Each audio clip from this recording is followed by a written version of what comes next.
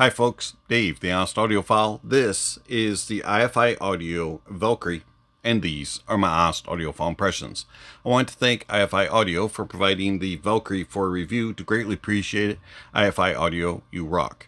Alright, so the iFi Audio Valkyrie, this will set you back $1,700 from your bank account. It is what's being called a transportable DAC amp. It could be considered portable or desktop as well, so it's kind of a jack of all trades DAC amp. The iFi Audio Valkyrie, just like all other iFi Audio products, is chocked full of all sorts of specs. So I'm going to just run through a few of them, and I highly recommend that you check out the link that's going to be somewhere here on the screen or down below. That way you can see everything, because not everything is going to be covered in this review.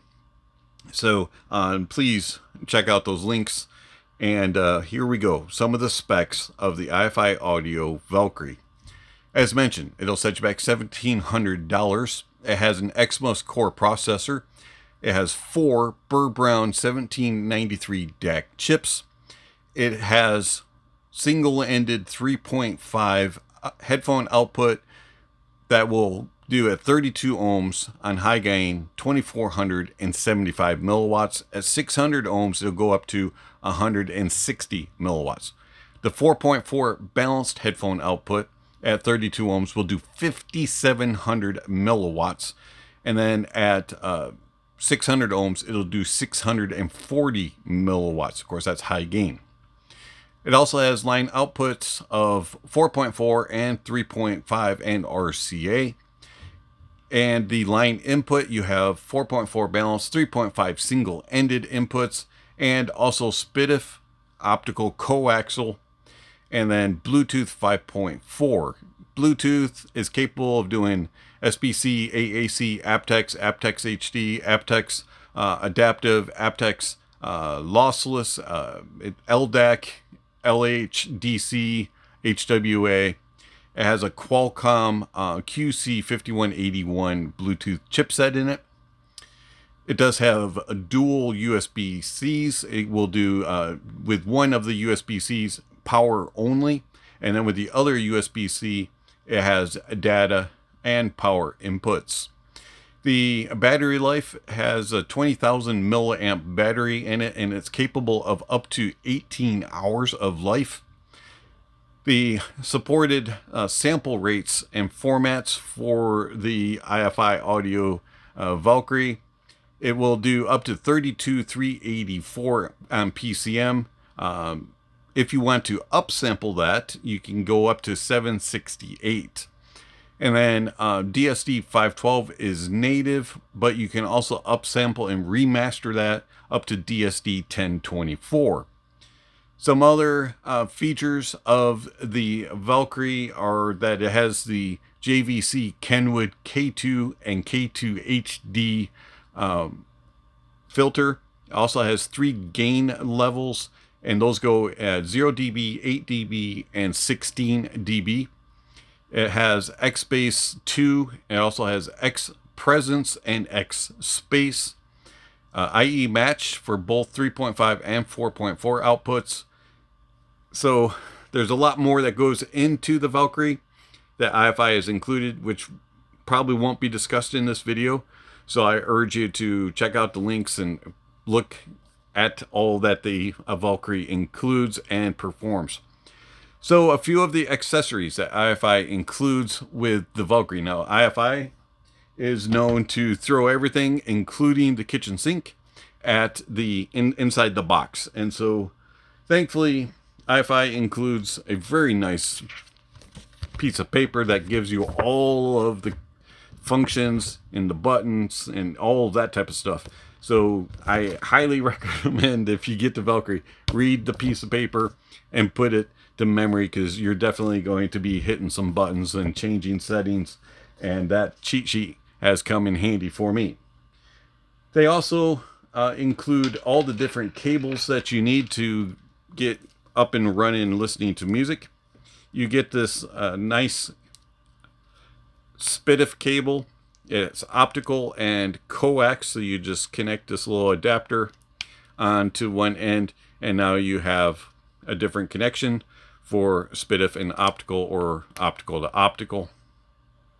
So that's a nice function that iFi includes. They also include a USB-C to USB-C longer cable. This is about 3 foot long.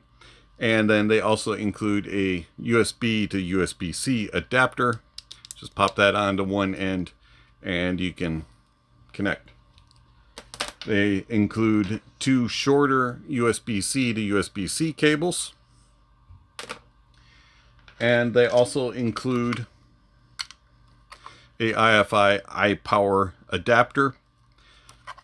Very nice long cable. And then they include an adapter that goes from this to USB-C. That way you can use the iPower with the Valkyrie. They also include a couple other things. So you get a massive box. Now this thing is heavy. It is really cool looking. Opens up. You have an area to store your Valkyrie. And then underneath they also include a carrying case. But this box, okay, that stung a little bit. This box is very, very nice. It'll look nice on a desk or display, but you're really not going to carry this thing around. It's just not functional for that. So thankfully, iFi includes this. A nice little carrying bag. It has all kinds of areas for storage. You can connect a strap to it if you want. There's areas for cables to come out if you want to have your Valkyrie on the inside. You get some carrying supports, another flap to hold things.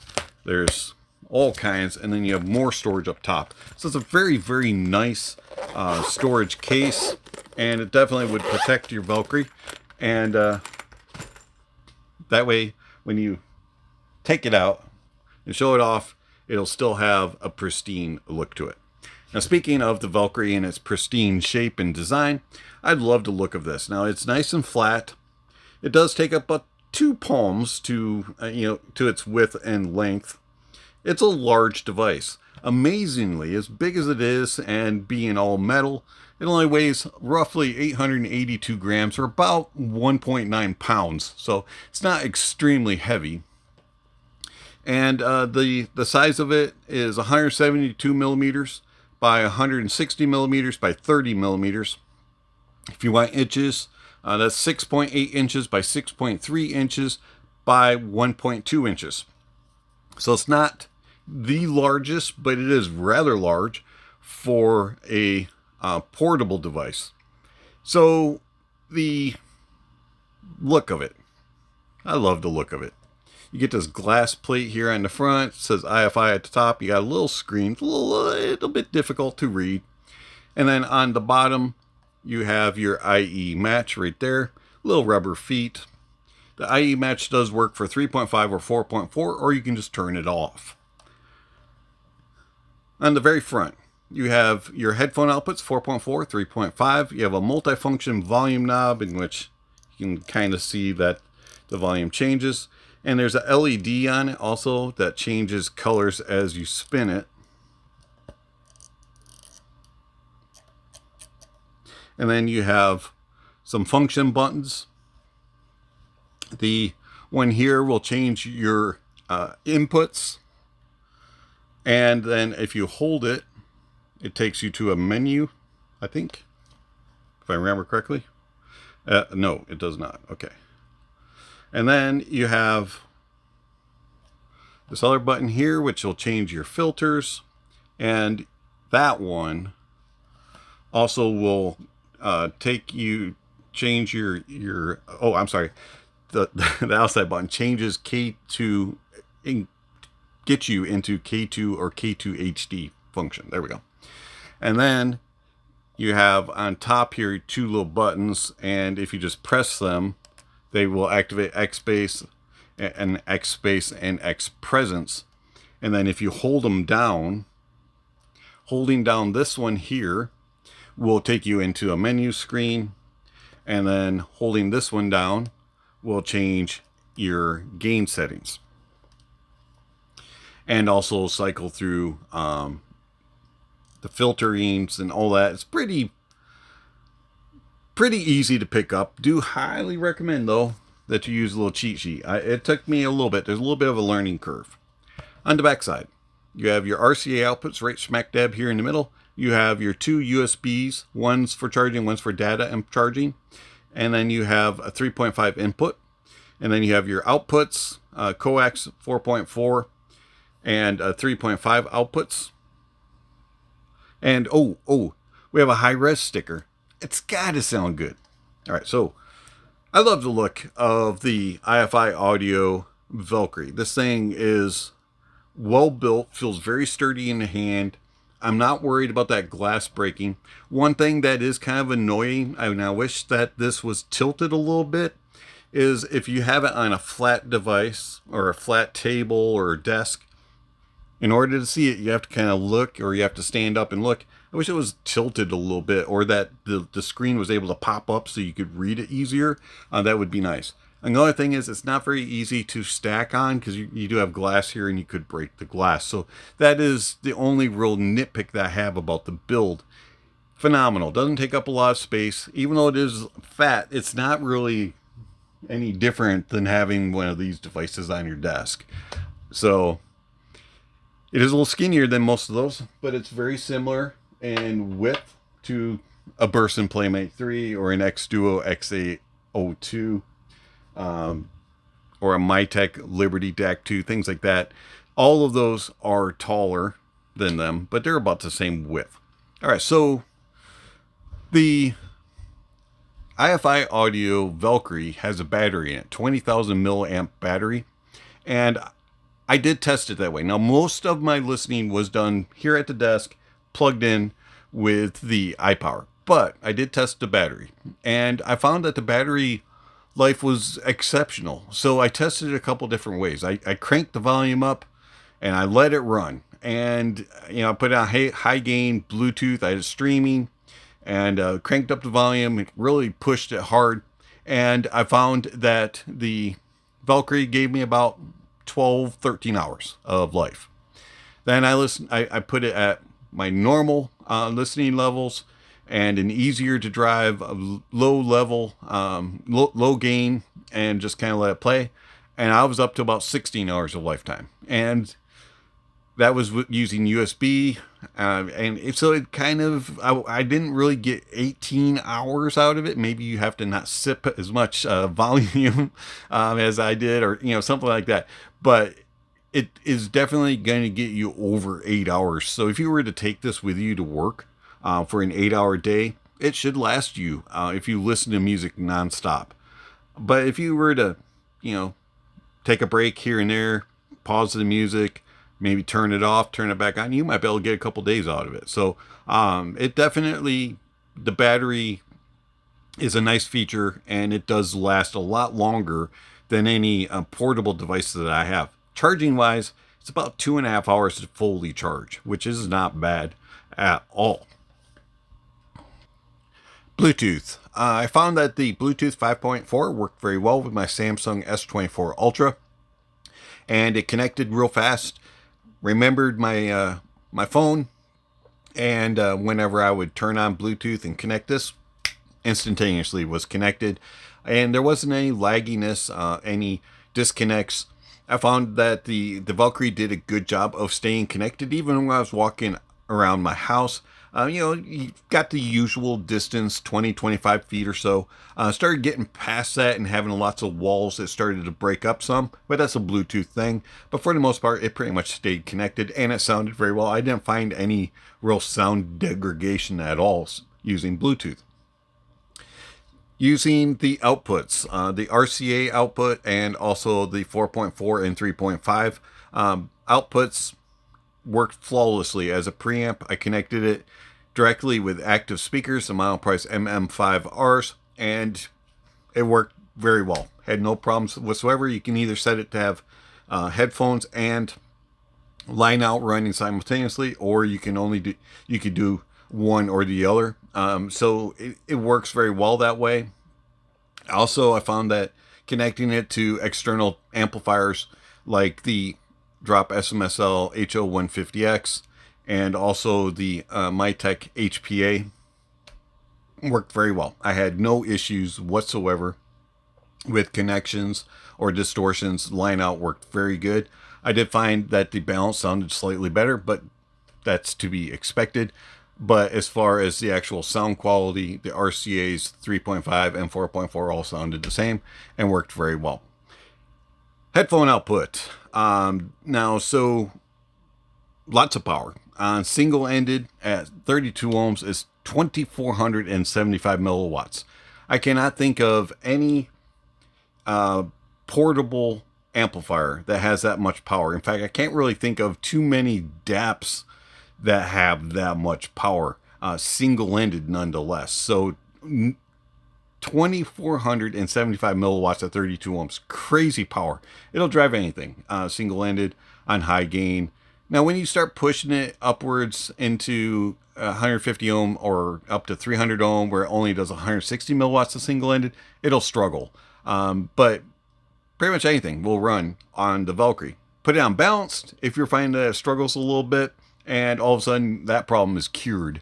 32 ohms, you have 5,700 milliwatts. That is nearly the same amount of power that my Mytek HPA has, which has 6 watts. So it's really close in power output. It pretty much is more than anything on my desk other than the HPA and the FIO K19. So the Valkyrie just blew my mind at what is capable of powering, especially balanced 4.4. Craziness. Tons of power. Even if you were to go all the way up to 600 ohms, you're still getting 640 milliwatts, which is a lot at 600 ohms. So I had no headphone that I could not power. Even the most difficult, demanding type of headphones that I have, Moondrop Para, for example, had no issues. I put it on high gain and kept the volume really low. Kept it on medium gain, and the Moondrop Para was happy. So I rarely ever used true all the way up high gain and blasted things. It wasn't necessary. The Valkyrie has oodles of power. Now, keep in mind that the battery life will get sipped significantly if you are driving really demanding stuff on high gain at louder volumes. So keep it plugged in if you're going to have it at your desk. It will work a whole lot better. Filters. I messed around with filters, and it's nice that iFi included the JVC Kenwood K2 and K2 HD filters, along with the other filters, Bit Perfect and GTOs and all that kind of stuff. It was very nice. Now keep in mind that the K2 HD will only work with certain formats and certain filters, so that it's a little bit limited in how often you can use that filter. And I think you have to have higher formats, DSD and things like that. So all the other filters work with any of them and work greatly, and I really enjoyed just messing around with all the filters and hearing the differences. I'm not going to break it all down, but they do make subtle differences. You've heard me talk about filters before if you watched any other iFis. I do still prefer Bit Perfect. I liked Bit Perfect with K2. That was a very nice filter that I used most of the time with all my devices. Now, some of IEMs and headphones don't sound as good with certain filters, so you kind of have to adjust, which is a nice feature. The X-Bass, X-Presence, and X-Space all work just like they do on other iFi products. You get added in a little bit of thump if you have something that's missing some mid-bass and a little bit of sub-bass presence.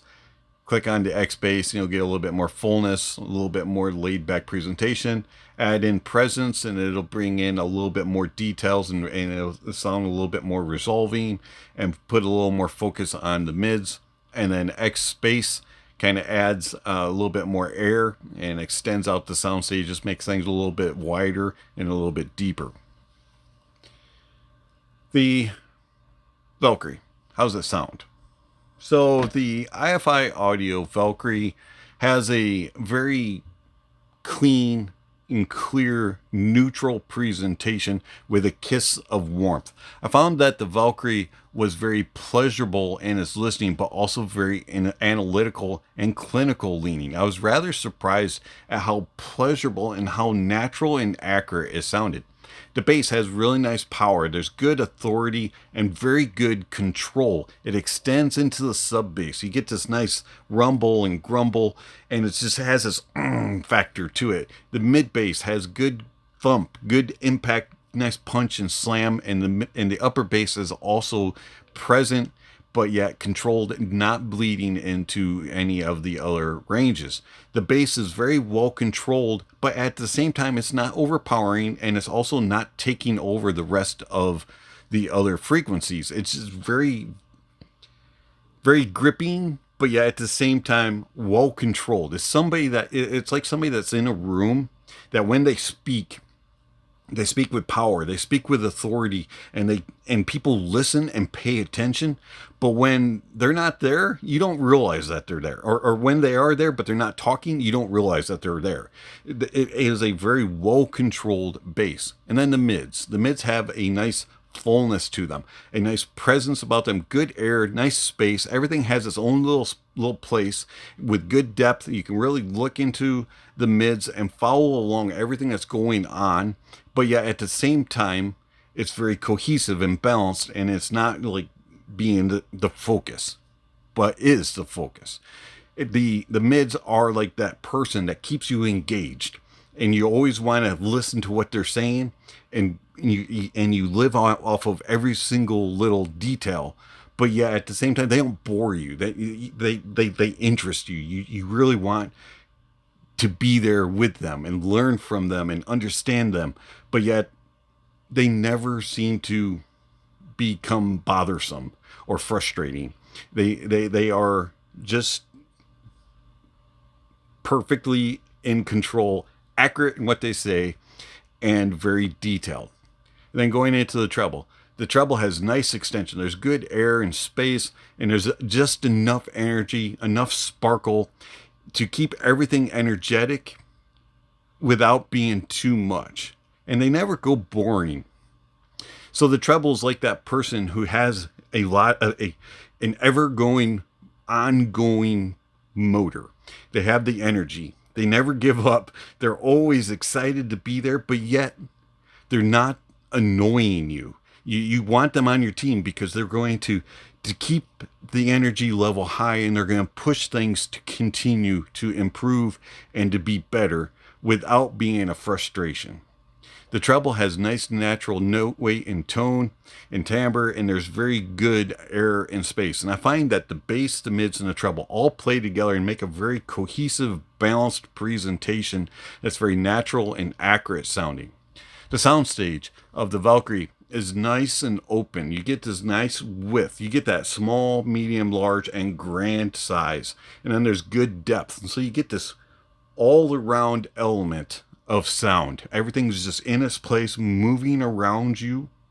And it just has this accuracy in its placement. Things move from side to side and around, and you can pinpoint it and follow it. It locks on, and you can go, it's right there.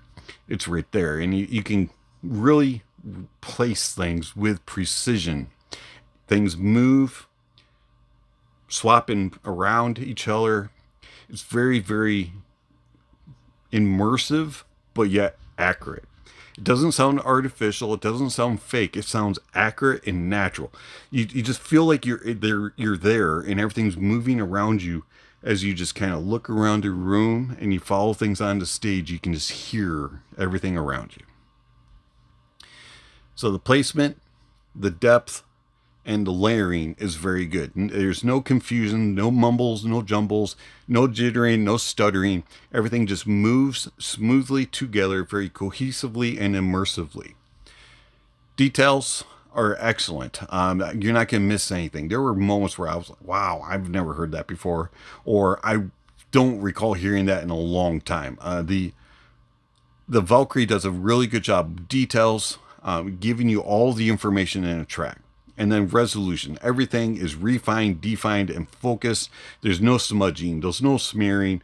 There's there's none of the negatives, glassiness and tinniness or any of that sort with the resolution of details with the iFi Audio Valkyrie. And I found that the details are very easy to pick out, but yet they're also easy to place and to decipher, and to be able to, they're right there. I can tell that. And it's very well refined, defined, and focused resolution. And then tone and timbre. I find that the tone and timbre is very natural and accurate. It has a nice airiness to it without being bouncy and ee. It's a very based, solid note weight. There's good heft, nice note weight, and there's a presence about it, and you can just feel it. But yeah, at the same time, it doesn't sound fake. It doesn't sound too light, doesn't feel too heavy. Everything just sounds proper. You listen to strings that have a good to them. They have a nice bass to them, but yet also as you go up into the instruments, the strings, you can get that airy, light approach also. Brass instruments have that boldness, that fullness, that yeah. But yeah, also they have that crispness up top and the airiness. Woodwinds have that breathiness and that airiness about them. Pianos sound very natural and accurate. Guitars and banjos, mandolins, they all sound very natural and accurate sounding. I'm rather impressed by the tone and timbre. I was able to easily differentiate between instruments and determine where it was, what it was, and follow it through a track. So, the iFi Audio Valkyrie. Yeah, I like this. Now, I don't really have anything to compare this to because my portables, DAC amps, are significantly cheaper and smaller and don't have near as much power. They're good, but not on the same level. And then my desktops really aren't in this, they're not transportable. So I was kind of like, what do I compare it to? So I decided that I'm just going to compare it to what I use as my reference, and that's the Mytek Liberty DAC II. Now, the Liberty DAC II does not have near as much power with its headphone output, and it has a few different features and inputs and things like that, but it is desktop only. So we're going to talk about the sound. When it comes to the sound, I find that the Mytek Liberty DAC II is a little bit more neutral, analytical, clinical leaning. It has a little bit more of a colder, drier tonality than the iFi. The iFi has a little bit more of a warmth to it, a little bit more fullness to it, and you get a little bit more natural tone and timbre. That's not to say that the Mytek isn't natural and accurate, because it is. It's just a little bit different of a presentation. It's a little bit more on the dry side, whereas the iFi is a little bit more on the warmer side. When it comes to the technicalities, the Mytek is just slightly better detailed and resolving, and it has a little bit better of a sound stage. It's just a little bit more wide and a little bit more precise in its placement. But we're talking very, very close here. When it comes to the details, we're talking very close. The Valkyrie really competes very closely to the Mytek. I was rather surprised at that. The only thing that holds me back from saying that the iFi Valkyrie is replacing my Mytek is the way that it does the tonality, the neutral, clinical, little bit drier side just sounds slightly more of a analytical neutral, which is what I prefer. I love the Valkyrie though. This thing is very musical, it's very flavorful, and it's very, very natural and accurate sounding. And if you're looking for a music player that you can just relax to the music and engage and just nitpick things apart, I highly recommend the iFi Audio Valkyrie. I've been Dave, the Honest Audiophile. Thank you for watching, and I'll catch you on the next video. Speaking of next video, somewhere on screen, subscription links, notification bells. If you haven't already, please check those off. Don't forget to give a thumbs up or a thumbs down to the video. Check out all the links down below. There's all kinds of information on it regarding how you can contact channel, follow channel, support channel. Speaking of supporting channel, I want to thank my supporters through Patreon, YouTube memberships, and one-time gifts. Thank you very much for all that you give to the channel. It's much appreciated. If you're interested in supporting channels, various ways that you can do that. One-time gifts.